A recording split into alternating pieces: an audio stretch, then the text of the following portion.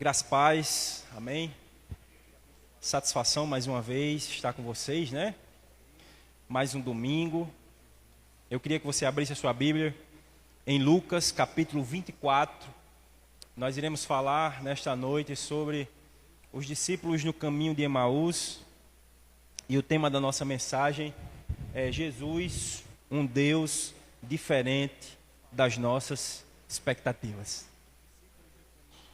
Lucas capítulo 24, versículo 13, nos diz o seguinte, versículo 13 em diante.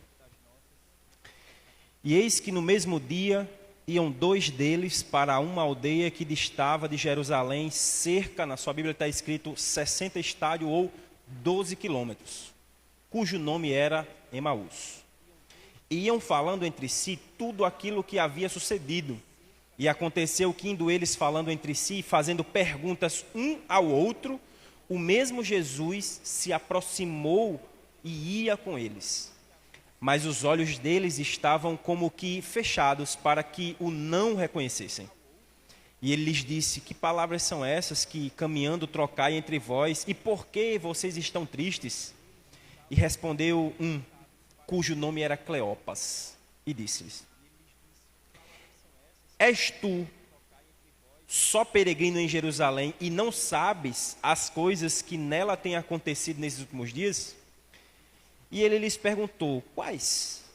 E eles lhe disseram: as que dizem respeito a Jesus, o Nazareno, que foi um profeta poderoso em obras e palavras diante de Deus e de todo o povo. E como os principais dos sacerdotes e os nossos príncipes os entregaram à condenação de morte e o crucificaram. E nós esperávamos que fosse ele o que remisse, ou o que havia de remir Israel.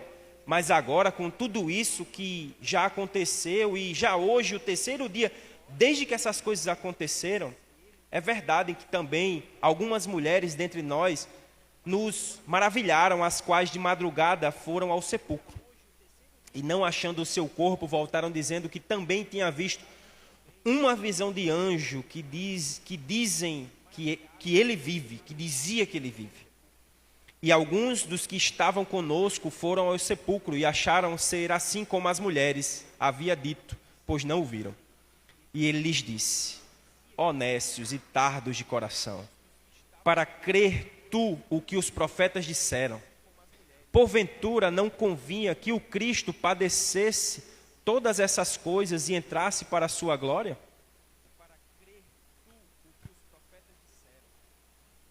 E começando por Moisés e por todos os profetas, explicavam-lhe o que lhes achava em todas as escrituras.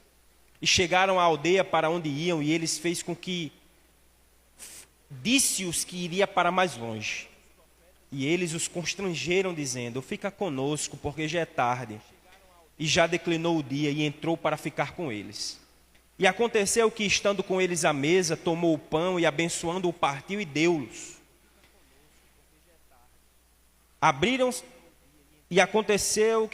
E abriram-se então os olhos e os conheceram, e ele desapareceu. E disseram um para o outro: porventura não ardia em nós o nosso coração, quando pelo caminho nos falava e quando abria as escrituras? Na mesma hora, levantando-se, voltaram para Jerusalém e acharam congregados os 11 e os que estavam com ele. Acho que estou precisando usar meu óculos ou comprar uma Bíblia de letra maior. Queridos, esse texto é um texto muito conhecido.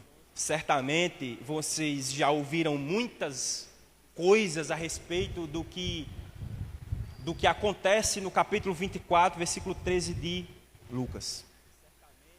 É um texto que é utilizado para compor hinos, é um texto que muitas das vezes utilizamos até em momentos de ceia, porque no final do texto que nós lemos, a gente vai ver Jesus sentando à mesa junto com eles, partindo o pão, e daí vem o reconhecimento de que ele era o Cristo. Porém, tem algumas coisas nesse texto que eu queria nessa noite comunicar a vocês, para que nós possamos entender um pouco de que expectativas nós estamos colocando sobre Jesus. Aqui, no texto do capítulo 24, nós temos dois discípulos. Alguns historiadores bíblicos e pesquisadores dizem que provavelmente não eram dois homens, como a gente já ouviu falar muitas das vezes a respeito desse texto. Provavelmente era um casal que estava a caminho de algum lugar e passou por Emaús. Era um casal porque quando Jesus, lá no final do texto que nós lemos, faz menção de que ele vai seguir adiante, eles pedem que Jesus fique com eles, o peregrino fique com eles na casa. E não era comum que dois varões morassem em uma casa juntos. Então provavelmente se tratava de um casal. Emaús distava cerca de 12 quilômetros de Jerusalém. Esse casal, que provavelmente eram discípulos de Jesus, haviam subido a Jerusalém por causa da festa da Páscoa. A festa da Páscoa foi o período em que Jesus celebrou a ceia, e ao celebrar a ceia ele é entregue aos principais sacerdotes, crucificado e morto, sepultado. Provavelmente, como o texto nos relata, eles aguardaram um tempo porque havia promessas, tanto na fala de Jesus como as promessas dos profetas do Antigo Testamento, que o Messias havia de morrer, mas que ele havia de ressuscitar. Por mais que eles esperassem um Messias que viria a Israel e tomaria de Roma o trono do povo de Israel, libertaria o povo, assim como Moisés fez com o povo no Egito. Mas as profecias, em Isaías principalmente, falavam a respeito do Jesus que não viria para destruir, mas o Jesus que viria, o Messias que viria para entregar a vida. Estes homens andavam desanimados. E aí eu queria que você acompanhasse o texto comigo para a gente ir trabalhando ele. No versículo de número 13, que foi o versículo que nós começamos o texto, ele diz assim: E eis que no mesmo dia iam dois deles para uma aldeia que distava de Jerusalém, cerca de 60 estágios, cujo nome era Emaús. Versículo 14: E iam falando entre si tudo aquilo que havia sucedido. Nós encontramos esse casal vindo de Jerusalém, depois de ter passado por um momento muito trágico, que o Messias prometido, aquele que havia se intitulado Deus, que havia instituído uma nova lei, que havia sido poderoso em palavras, que havia sido poderoso em obras, ele havia morrido, mas havia a esperança de que ele ressuscitaria. Já havia se passado 3 dias e Jesus não havia ressuscitado. E estes homens vão em direção a Emaús, e no versículo número 14 diz que eles vão falando a respeito de tudo o que aconteceu. Versículo 15: E aconteceu que indo eles falando entre si e fazendo perguntas um ao outro, o mesmo Jesus se aproximou e ia com eles. Versículo 16: Mas os olhos deles estavam como que fechados para não o conhecer. Eles iam certamente falando sobre as coisas ruins que haviam acontecido. Aquele que havia sido prometido de que nos tomaria da mão de Roma, aquele que havia sido prometido de que sentaria no trono de Davi, que tomaria pela força o povo de Israel, como Moisés tomou o povo do Egito, havia morrido. Esses homens andavam desesperançosos, porque no versículo 17, o Jesus pergunta para ele dizendo: Que palavras são essas que caminhando trocai entre vocês, e por que vocês estão tristes? É um tom de repreensão de Jesus, ou do peregrino, que a gente sabe que é Jesus. Que palavras são essas? Vocês, obviamente o texto não fala, eu estou parafraseando, é como se ele dissesse: vocês não estiveram com o Cristo, ouviram dele a mensagem, ouviram que o Cristo havia de ressuscitar. E o texto mais na frente ele vai começar a citar as escrituras, mas a pergunta anterior é: eu não estou entendendo, a esperança de vocês foram embora, vocês estão tristes, por que vocês estão estão trocando essas palavras. E eu queria abrir um parêntese para fazer uma pergunta, a mesma pergunta do salmista no Salmo 42, que é o salmista do Salmo que eu preguei há mais ou menos um mês atrás. A pergunta que o salmista do Salmo 42 faz para si é: por que estás abatida, ó minha alma? E por que se perturbas dentro de mim? Mas na frente o salmista vai dizer que ele se lembra das vezes que ele caminha em direção à casa do Senhor e diz: espera, pois, no Senhor. Era como se Jesus estivesse perguntando para eles: que palavras sem esperança são essas que está determinando o caminho de vocês? Em meio ao caminho, queridos, as palavras que nós determinamos em nossos corações, elas vão dizer a que nós alimentamos ou alimentaremos. Palavras de dúvidas, que provavelmente são as palavras desses homens, estavam fazendo eles ficarem tristes. Esses homens haviam perdido a esperança de que a promessa se cumpriria. Porém, Jesus diz exatamente: que palavras são essas? Vocês estão tristes, vocês precisam mudar a categoria da palavra que está guiando o caminho de vocês. E aí fica uma pergunta para nós: que palavras nós estamos falando em meio ao caminho? As nossas palavras estão se instrumentalizando na esperança de que o Cristo morreu, mas que Ele ressuscitará? Ou as nossas palavras, elas estão instrumentalizadas de que já se passou o tempo e Ele não ressuscitou ainda? A resposta é a resposta do salmista no Salmo 42. Espera, pois, no Senhor. Queridos, o caminho é um lugar de dúvida. O caminho é um lugar de medo. O caminho é um lugar de desesperança. Versículo de número 18. Quando Jesus faz a pergunta, um deles, o homem, diz: e respondendo um cujo nome era Cleopas, disse-lhes: esse homem está desorientado. Por acaso você é peregrino em Jerusalém? E não sabes o que sucedeu esses dias? E aí Jesus pergunta: o quê? Quais coisas aconteceram? Que era para ouvir deles de que palavras eles estavam se alimentando. Jesus sabia o que tinha acontecido. Mas as palavras desse casal, deste homem, destas pessoas que estavam nesse caminho, iria determinar a resposta do Cristo. Quais? Ele pergunta, versículo 19. E eles disseram: as que dizem respeito a Jesus. Veja, estes homens estavam falando com Jesus. As que dizem respeito a Jesus, Nazareno, que foi um profeta poderoso em obras e palavras diante de Deus e de todo o povo. E como os principais dos sacerdotes e os nossos príncipes o entregaram à condenação de morte e o crucificaram. Eles não mencionam sequer a promessa de que o Cristo havia morrido, mas que havia de ressuscitar.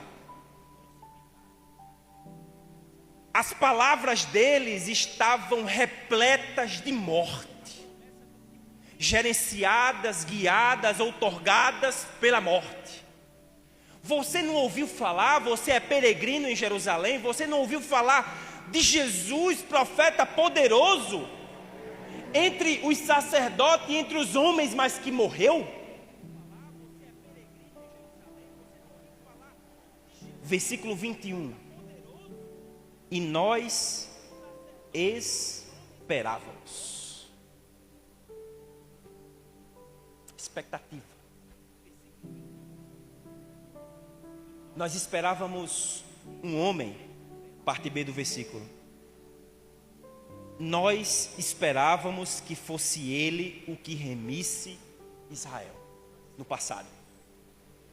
Nós tínhamos uma expectativa sobre ele.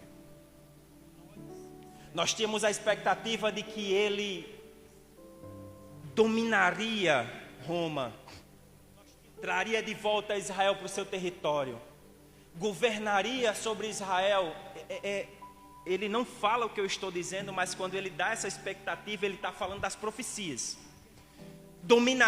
Governaria sobre Israel como Davi governou, venceria as nossas batalhas, nós não precisaríamos mais pagar impostos pesados como nós estamos pagando, nós teríamos os milagres que nós vimos ele fazer.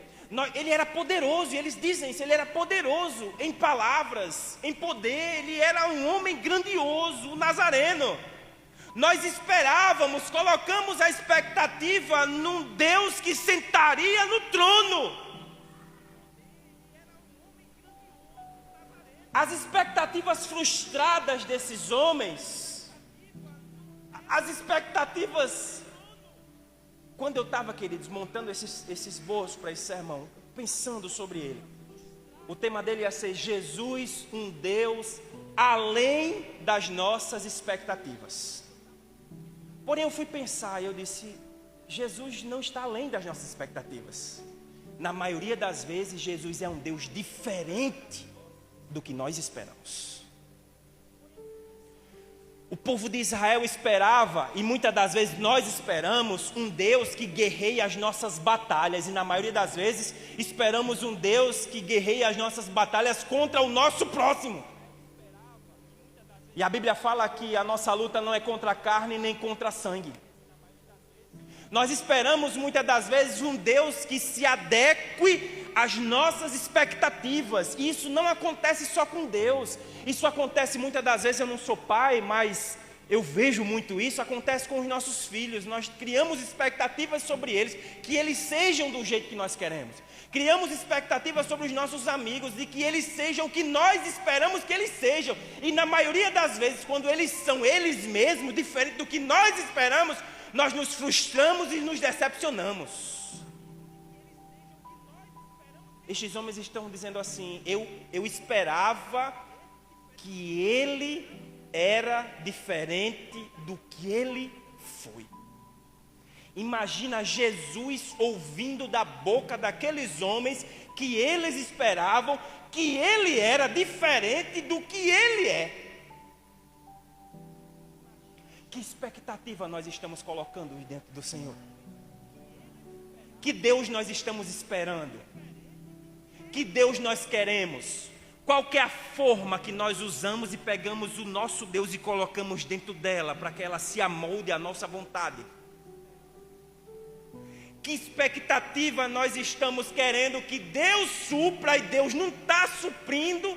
E na maioria das vezes é só o quê? É oração e choro, mas Deus a todo instante está dizendo, não é por aí. Eu quero de você uma perspectiva diferente. Eu quero que você se relacione não com o Deus que morreu. Eu quero que você se relacione com o Deus que ressuscitou. Nós esperávamos que fosse Ele que o remisse Israel, mas agora com tudo isso, e já hoje é o terceiro dia, Ele não é o que nós esperamos. Ele não é o que nós esperamos, não tem mais condição. É verdade que também, aí olha só, as provas do milagre estão no discurso deles. É verdade que eu vou parafrasear, é verdade que as mulheres encontraram o sepulcro vazio, é verdade. Mas eu não encontrei, então significa que ele não ressuscitou. É verdade que elas voltaram lá aos 12 e disseram, e os 12 confirmaram, disseram que é, mas cadê ele? Cadê? Cadê o Deus que eu coloquei as minhas expectativas? O Deus estava do lado deles e eles não estavam vendo. Na maioria das vezes nós estamos colocando expectativas no Senhor. Estamos colocando expectativa em Deus, esperando o Senhor, como Elias em algum momento esperou o Senhor em tantas coisas. Passou fogo, passou vento, passou água, mas o Senhor passou em uma brisa.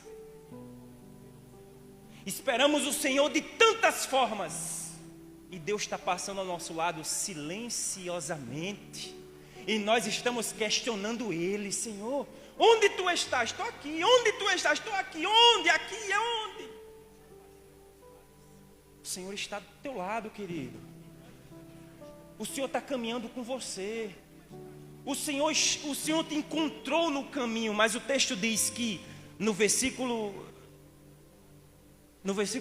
de número 16, mas os olhos deles estavam como que fechados para não o conhecerem. As nossas expectativas erradas sobre Deus fazem os nossos olhos se fecharem diante dele. Imagina que a expectativa que nós estamos colocando que Deus vai agir na nossa vida está impedindo que nós vejamos o milagre que Ele já está fazendo. Sabe? O Senhor está conosco, no caminho, caminhando conosco. O Senhor é capaz de entender as nossas justificativas, porque quando eles começam a falar, Ele fala: não sei, mesmo sabendo do que havia acontecido, Ele fala: não sei quais. Ele deu a chance de ouvi-los. Sabe por quê? Porque o Senhor nos entende nas nossas fraquezas. Porque você pode olhar essa palavra e dizer assim: mas Renato, eu não consigo criar expectativas verdadeiras diante do Senhor, eu sou fraco. Eu estou passando por uma dificuldade que está me fazendo desistir. Eu estou que nem esses rapazes, eu não estou conseguindo enxergar ao Senhor. O Senhor está pronto para ouvir você. Ele está com você, pronto para lhe ouvir. Mas coloque algo no seu coração nessa noite. É preciso mudar as expectativas sobre o Senhor. O coração desses homens estava na sexta-feira que Jesus havia morrido, mas já era domingo. O Cristo estava do lado deles, mas eles estavam com o coração no Cristo pendurado no madeiro, enquanto o Cristo ressuscitado estava na frente. Eles não conseguiam ver. Paulo fala em Romanos capítulo 12: não vos conformeis com este mundo, mas transformai-vos pela renovação do vosso entendimento, para que experimenteis quais sejam a boa, perfeita e agradável vontade do Senhor. A expectativa que nós colocamos sobre o nosso Deus determina se nós vamos enxergar as obras dele em nossas vidas, ou se nós vamos continuar murmurando no caminho. É verdade que as mulheres não encontraram e se maravilharam, as quais de madrugada foram ao sepulcro, e não achando o corpo voltaram dizendo que também tinham visto uma visão de um anjo que dizem que ele vive. E alguns dos que estavam conosco foram ao sepulcro e acharam ser assim como as mulheres, e haviam dito, porém não o viram. Eles estão com o discurso muito cheio de dúvida, mas eles têm o relato do que fato aconteceu. Aqui eles já tinham um argumento suficiente para acreditar que Deus havia ressuscitado, que Jesus havia ressuscitado. Mas eles continuavam a não acreditar, a duvidar. E aí Jesus, no versículo de número 25, diz: e ele lhes disse: ó nécios e tardos de coração, para crer tudo o que os profetas disseram. Ele está dizendo assim: gente, é porque a palavra nécio é uma palavra pesada, sabe? Jesus está chamando, vou usar uma palavra mais amena, mas Jesus está dizendo assim: vocês são muito ignorantes. Jesus está dizendo assim: cara, tu imagina desse, Jesus com os caras, mano, Jesus com eles falando a respeito de Jesus, contando a história, dando provas de que Jesus ressuscitou, porque os que estavam em Jerusalém haviam relatado, mas ainda assim não criam. O pastor Augusto Nicodemos tem um livro que é O Ateu Cristão, que ele faz uma releitura de um pastor estadunidense, norte-americano. que ele fala que o ateu cristão é a pessoa que anda na igreja, mas não se relaciona com Deus. É o cara que canta no Ministério de Louvor, é o cara que serve no voluntariado, é o cara que serve no fórum, é o cara que prega no microfone aqui na frente, mas vive como se Deus não existisse, ou vive sem esperança. O censo do IBGE, o último censo do IBGE, disse que colocou nos seus dados que eles fazem, na verdade, eles criaram uma expectativa que até 2050 os evangélicos no Brasil ocuparão 50% da população. Até 2050, 50% da população brasileira será de evangélicos. Porém, no último censo, tem católicos não praticantes, evangélicos e evangélicos não praticantes. Eu nunca tenho ouvido falar nisso. O que é o evangélico não praticante? É o evangelho do ministério do bumbum na cadeira. É o cara que não vive segundo a vontade de Deus, mas que todo domingo vai lá bater o ponto dele na igreja e se sente uma pessoa justa por causa disso. Não significa que você que só vem no domingo porque trabalha ou porque tem alguma atividade, porque eu só venho no domingo aqui, porque eu moro em Natal. Seja uma dessas pessoas. Mas você imagina um Brasil de evangélicos, um Brasil que metade da população será de evangélicos, e 25% dessas pessoas forem de evangélicos não praticantes, que lotam a igreja, mas que não têm vida com o Senhor. Estes homens seguiam Jesus. Este casal, na verdade, seguia Jesus. Caminhava, talvez ouvindo falar do ministério de Jesus. Subiu durante a Páscoa para ver o que aconteceu. Tinham provas de que o Cristo havia ressuscitado, porque está no que eles falam. Mas não acreditaram. Estavam vivendo como se o Cristo não havia ressuscitado. Estamos vivendo na perspectiva do Cristo morto, do Cristo que morreu, ou estamos vivendo na perspectiva do Cristo que ressuscitou e que vai nos levar para o céu? Jesus disse: "Ó ignorantes, porventura não convinha que o Cristo padecesse essas coisas e entrasse na sua glória?" Olha, eles esperavam que o Cristo não havia de padecer. Eles esperavam que o Cristo assumiria o trono com poder e tomaria o governo. O Jesus está dizendo: a expectativa de você está errada. O Cristo não vem pelo poder. O Cristo vem pela morte. Entregou a sua vida. Porém, subiria na sua glória, entraria na sua glória. Versículo 27, e começando por Moisés e por todos os profetas, explicava-lhes o que deles se achava em toda a Escritura. Jesus começa a dar o sermão profético dele. Em Gênesis está escrito tal coisa sobre o Messias. Em Êxodo está escrito tal coisa sobre o Messias. E vem livro a livro, texto a texto, texto a texto, texto a texto.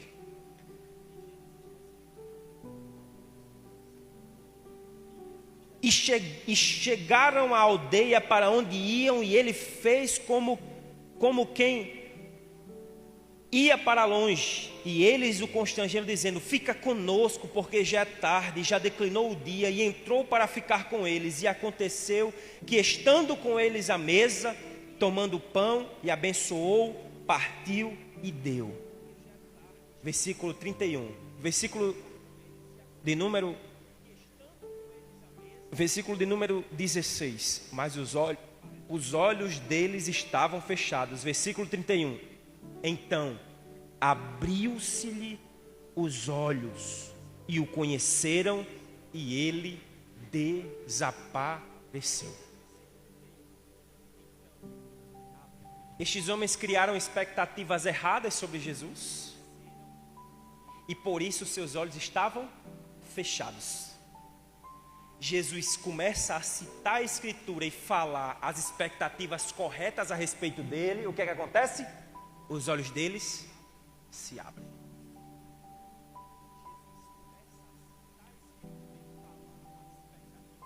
Quando nós sentamos para ler a Escritura, que Jesus nós procuramos lá.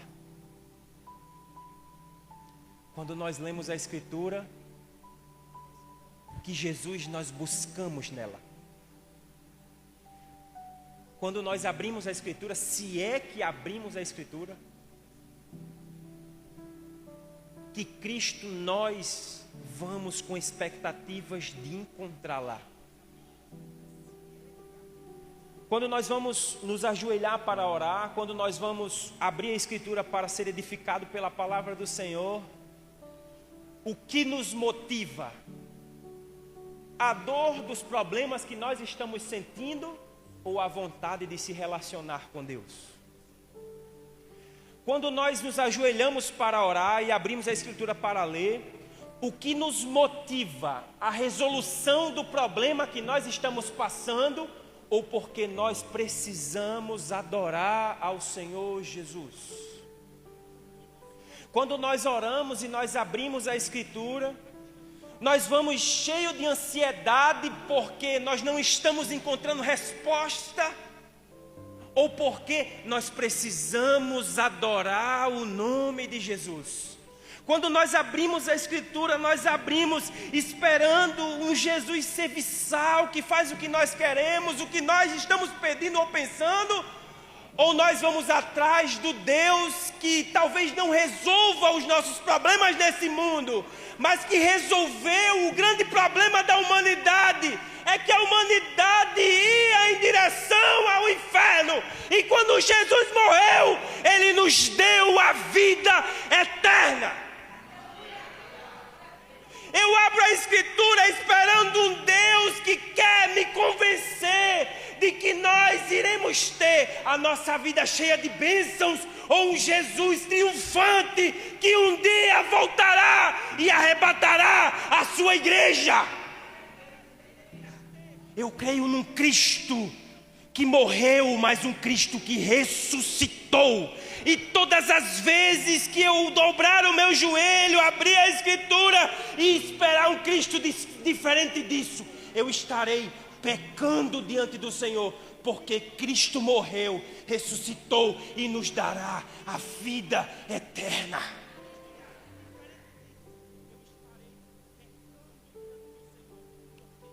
E disseram-lhe, versículo 22, porventura não ardia em nós o nosso coração quando pelo caminho nos falava e quando abriu a Escritura?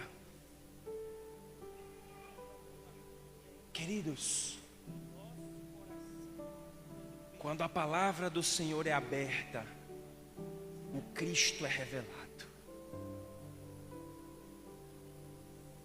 Quando a palavra do Senhor é exposta, as expectativas sobre o verdadeiro Cristo é revelada. E quando nós ouvimos a genuína mensagem da Escritura, esses homens ouviram a genuína mensagem da Escritura porque ela foi pregada pelo próprio Cristo. E eles mesmos dão testemunhos de que a mensagem e a palavra ardia e queimava em seus corações. Queridos, não tem como mudar as expectativas, não tem como construir novas expectativas e se relacionar profundamente com o Senhor sem que a Escritura habite os nossos corações. Igreja sem palavra, igreja sem Escritura, igreja, instituição, Lagoinha, Mas igreja, você, templo e morada do Espírito, sem escritura, sem palavra, sem oração, sem as disciplinas espirituais, é uma igreja, é um templo em que os olhos estarão fechados. E quer que eu te diga mais? No versículo 16 ele diz que os olhos deles estavam como que fechados para que não o conhecessem. Um hermeneuta ou um pesquisador bíblico, um teólogo chamado pesquisador versiculista, o que vai buscar versículo a versículo, ele vai dizer que os olhos dele estavam fechados porque lá em 1 Coríntios capítulo 4, se eu não me engano, diz: o príncipe deste século cegou o entendimento. Ou então vai dizer que estava cego por isso, por aquilo. Vai começar a usar texto da palavra para tentar justificar. Isso pode até ser verdade, queridos, mas eu acredito que quem fechou os olhos daqueles homens foi o próprio Deus. Porque aqueles homens estavam com a perspectiva errada sobre Jesus. Tanto é que quando Jesus prega e começa a mostrar o Cristo na Escritura, no versículo 31 ele diz: e abriu-se-lhe os olhos. E no versículo de número 32 ele diz: porventura, quando ele falava sobre as Escrituras, não ardia os nossos corações? Eu acredito que foi o próprio Deus que cegou o entendimento deles, fechou os olhos, porque eles precisavam falar das dores deles para o próprio Jesus.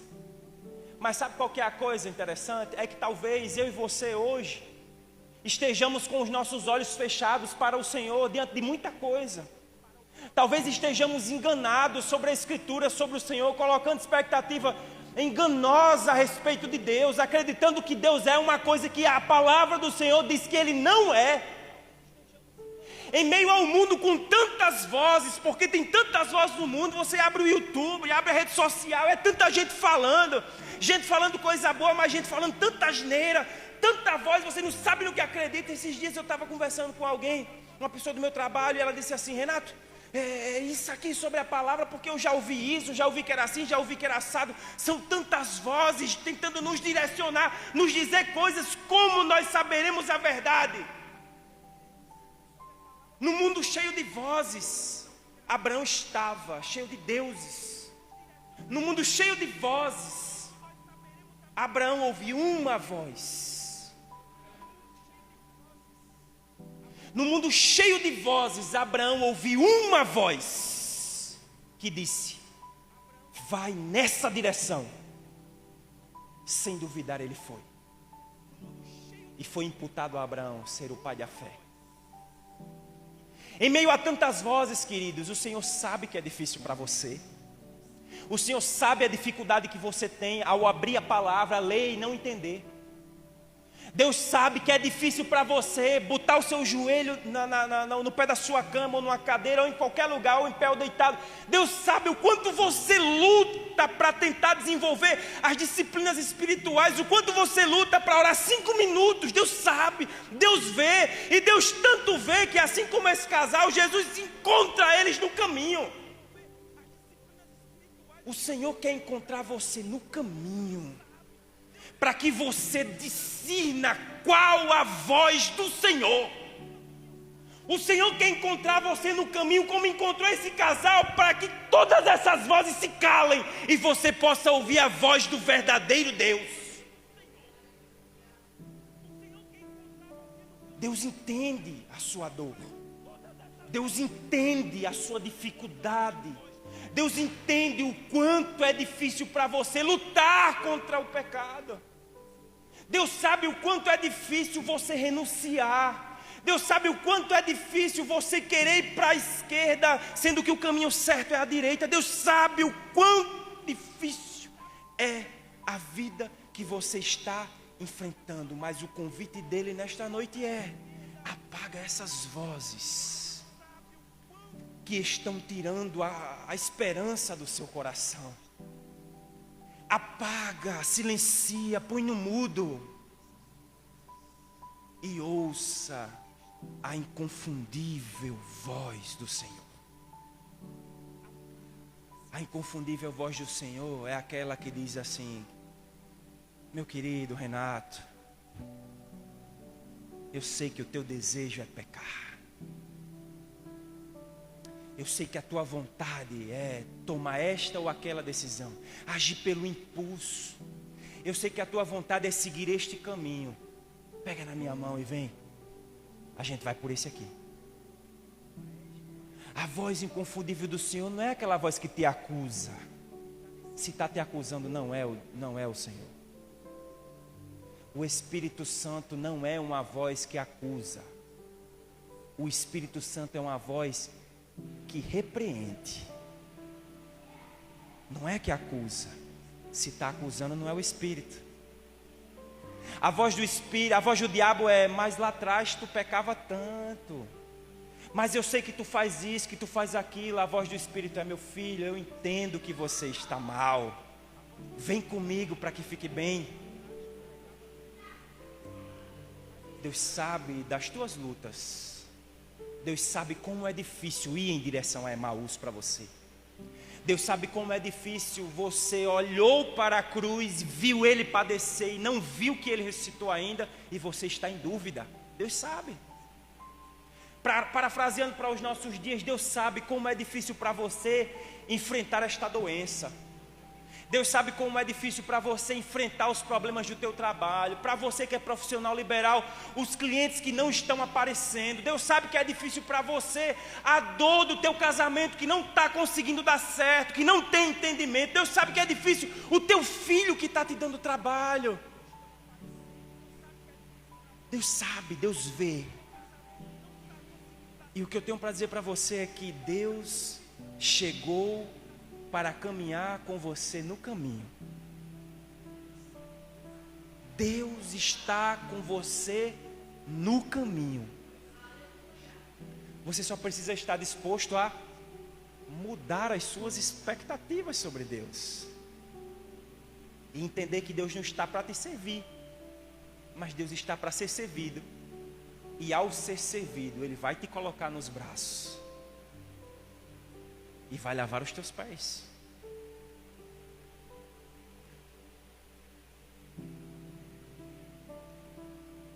E na mesma hora, versículo 30, eu quero voltar um pouquinho.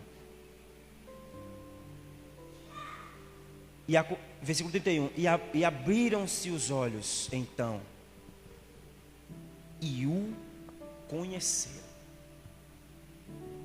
Quando eles conheceram Jesus, acabou a missão de Jesus. O texto diz que Jesus desaparece. Sabe uma coisa importante, Eudeni, sobre Jesus? É que Jesus caminha com você, ensina você o caminho, mas tem uma hora que Ele deixa você caminhar sozinho. A partir de agora, vá, meu filho, com as suas perninhas. Porque agora as suas expectativas mudaram e vocês entenderam quem é o Cristo. Mas antes disso acontecer, Ele vai firmar os teus pezinhos para que você possa caminhar da maneira correta.